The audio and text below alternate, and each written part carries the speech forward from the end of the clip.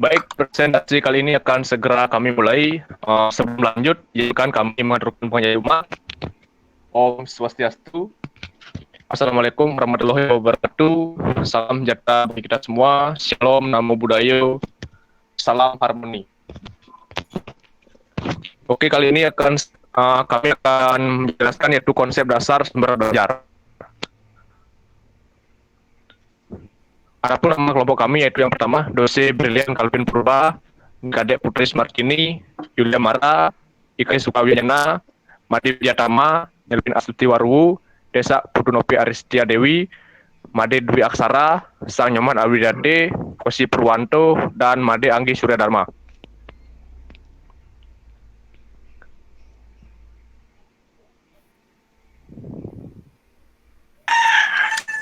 Yang pertama. Baik, yang pertama akan dijelaskan oleh Anggi. Silakan Anggi. Yang pertama, tugas guru. Tugas guru adalah mengajar dan menambah pengetahuan bagi siswa.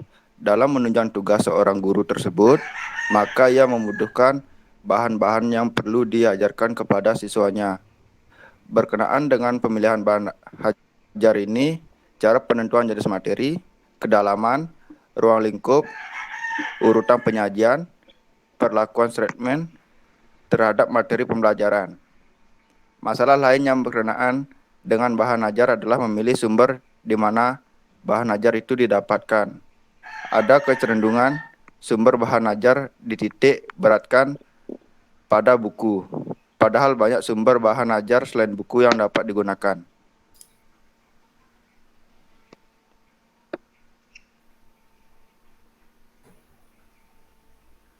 Baik, di sini saya akan menjelaskan tentang pengertian. Saya akan meneruskan dari Anggi. Dari pengertian, Badan Standar Nasional Pendidikan 2006, bahan ajar merupakan informasi, alat, dan teks yang diperlukan guru atau instruktur untuk perencanaan dan penelaahan implementasi pembelajaran.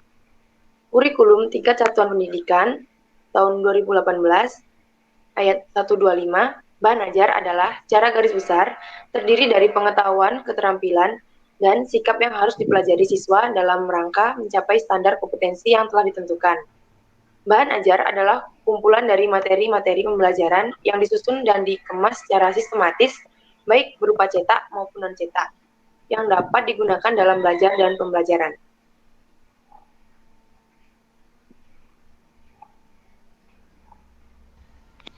Baik guys, selanjutnya yaitu prinsip-prinsip pemilihan bahan ajar. Yang pertama itu harus relevan atau kesesuaian terhadap KD. Kemudian yang kedua konsisten. Nah, materi dan KD ini harus ajak dan sesuai dan tidak ada yang tertinggal. Kemudian kecukupan. Nah, materi ini hendaknya cukup untuk mencapai tujuan dari KD tersebut.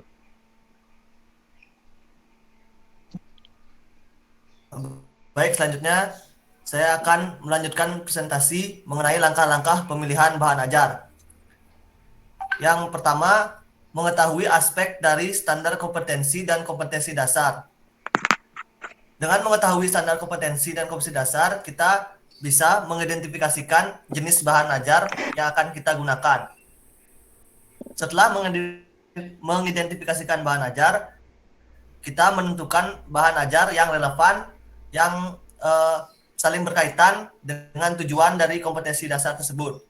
Yang keempat adalah memilih sumber bahan ajar yang sesuai.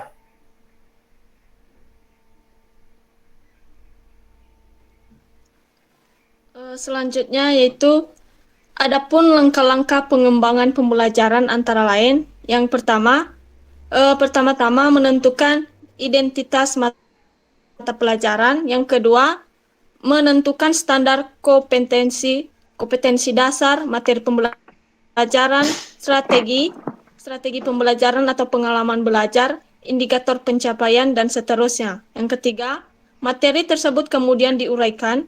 Uraian materi pembelajaran dapat berisikan butir-butir materi penting, key konsep yang harus dipelajari siswa. Selanjutnya akan dilanjutkan oleh teman saya, Desa Pudunopi Aristia Dewi.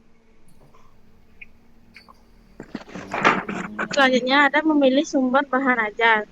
Materi pembelajaran yang sudah ditentukan ruang lingkup serta kedalamannya dapat diurutkan melalui dua pendekatan pokok, yaitu pendekatan prosedural dan hierarkis. Pendekatan prosedural ialah urutan materi pembelajaran secara prosedural, menggambarkan langkah-langkah secara urut sesuai dengan langkah-langkah melaksanakan sesuatu tugas. Misalnya, langkah-langkah menelpon, langkah-langkah mengoperasikan peralatan kamera video.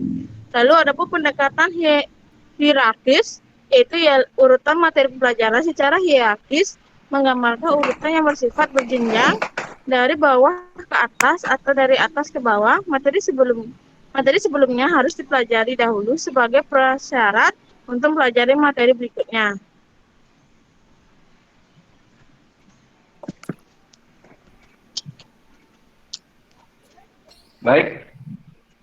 Baik, di sini saya akan melanjutkan presentasi, yaitu sumber bahan ajar. Buku teks, laporan hasil penelitian, jurnal, pakar bidang studi, profesional, buku kurikulum, penerbitan berkala, internet, media audio visual, TV, radio, lingkungan, alam, sosial, seni budaya, teknik, industri, dan yang terakhir ekonomi. Baik, presentasi selanjutnya akan dilanjutkan oleh teman saya. Baik, di sini saya akan melanjutkan presentasi dari teman saya, yaitu langkah-langkah pemanfaatan bahan ajar. Jadi, strategi penyampaian bahan ajar dapat bagi sebagai berikut. Yang pertama ada strategi urutan penyampaian simultan. Materi secara keseluruhan disajikan secara serentak, baru kemudian diperdalam satu demi satu. Yang kedua ada strategi urutan penyampaian suksesif. Jadi, menurut strategi urutan penyampaian suksesif, sebuah materi satu demi satu disajikan secara mendalam, baru kemudian secara berurutan menyajikan materi berikutnya secara mendalam pula.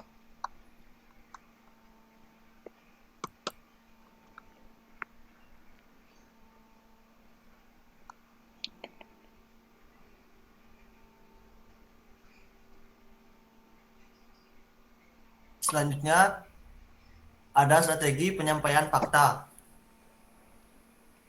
Strategi yang tepat untuk mengajarkan materi jenis fakta yaitu yang pertama, menyajikan materi fakta dengan lisan, tulisan, atau gambar. Yang kedua, berikan bantuan kepada siswa untuk menghafal. Bantuan tersebut diberikan dalam bentuk penyampaian secara bermakna, menggunakan jembatan ingatan atau asosiasi berpasangan. 3. Strategi penyampaian konsep. Materi pembelajaran jenis konsep adalah materi berupa definisi atau pengertian. Tujuan mempelajari konsep adalah agar siswa paham, dapat menunjukkan ciri-ciri, unsur, membedakan, membandingkan, dan menggeneralisasikan.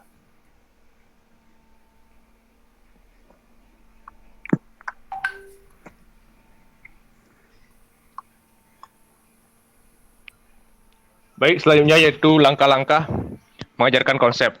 Yang pertama yaitu sajikan konsep, kemudian yang kedua berikan bantuan yang berupa isi, ciri-ciri pokok, contoh, dan bukan contoh. Kemudian yang ketiga berikan latihan atau exercise, misalnya berupa tugas untuk mencari contoh lain. Dan yang keempat berikan umpan balik atau feedback, dan kelima yaitu berikan tes.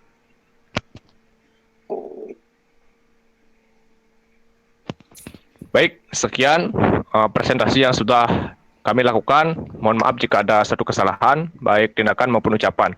Akhir kata, kami tutup dengan Paramo Santi. Om Santi, Santi, Santi, Om. Wassalamualaikum warahmatullahi wabarakatuh. Salam sejahtera bagi kita semua. Shalom, Namo Buddhaya, dan salam harmoni.